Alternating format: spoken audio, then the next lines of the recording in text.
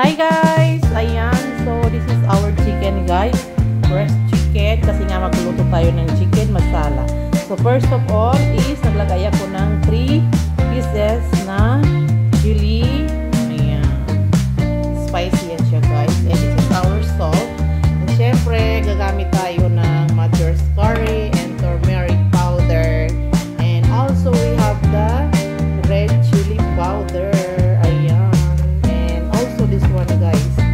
Coriander powder, and also I have this cumin guys, ayan, and black pepper, ayan. So ayan ang ating mga seasonings guys, and also I have the tomato paste guys. Yung tomato paste guys is nasa 2 tablespoons, and then I have the lemon also, juice lemon, ayan. So yan yung ating imamarinate dito sa ating chicken masala. And then, yung ating 2 yogurt. Not yet yung ating yogurt. But, mag-a-add tayo ng 2 yogurt. Dalawang ano siya guys. Yung dalawang buo. Okay? Hi! Welcome sa ating kitchen. Ayan. So, magpapainit na yun. Papainit tayo ng mainit na mantika. Ayan. So, this is our onion guys. So, ang gagawin natin sa onion guys is crispy natin siya or iluluto natin siya until becomes golden. Ayan. So, kasi guys, magluluto tayo ng chicken masala. Ayan. So, let's go. Guys, ayan. Meron tayong onion. Ito yung pinakita ko sa video kanina. Ayan. And then, lalagay na tayo ng ating salt. Yung salt natin guys, tansya-tansya lang.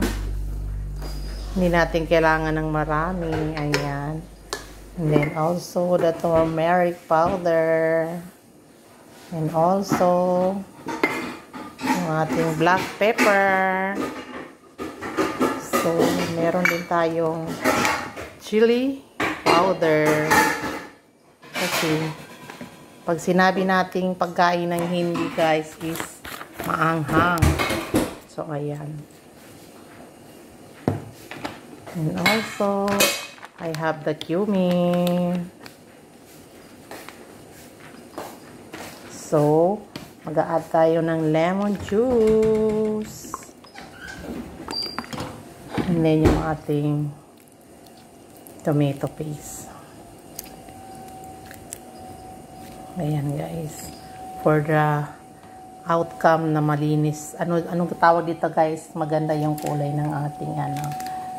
So ayan. Maglalagay na rin tayo ng yogurt. This is our yogurt. Any brand of yogurt. Ang importante yogurt guys. Ayan.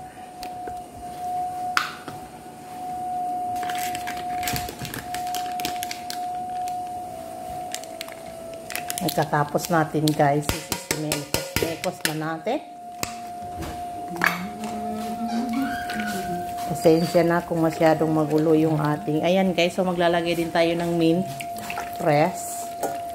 Pasensya na kung masyadong magulo yung ating camera kasi I do it by myself guys. Ayan. Wala kasi akong ang stand para mag-i-stay yung ating mag-i-stay yung ating video. So ayan.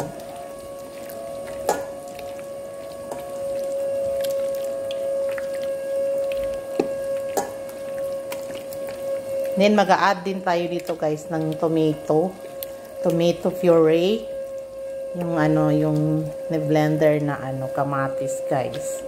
So, let me show you later, guys. So, ayan. Ayan, guys. Ito yung ating tomato puree. So, ibubuhos natin dyan, guys. Ayan. So, imekos-mekos na natin yan, guys, bago natin ihulog sa ating pan. Ayan. Parang ang sarap, guys.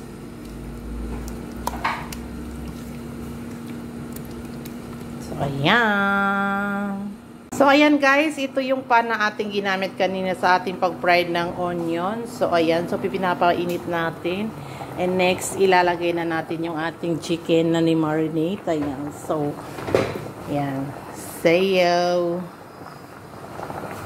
So, ayan na siya guys. Sinekos-mekos na natin.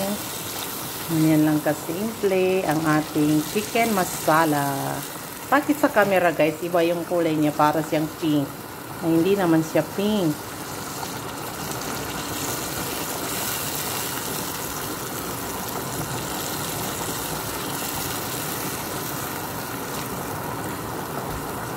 So, ayan. Hayaan lang natin siya maluto mag-isa guys. Ayan. Nakita ko sa inyo yung ating luto mamaya pag natapos na. Ayan. Yung ating chicken masala guys. Yum yum. Parang sarap. Wow. With salad and rice. Ayan.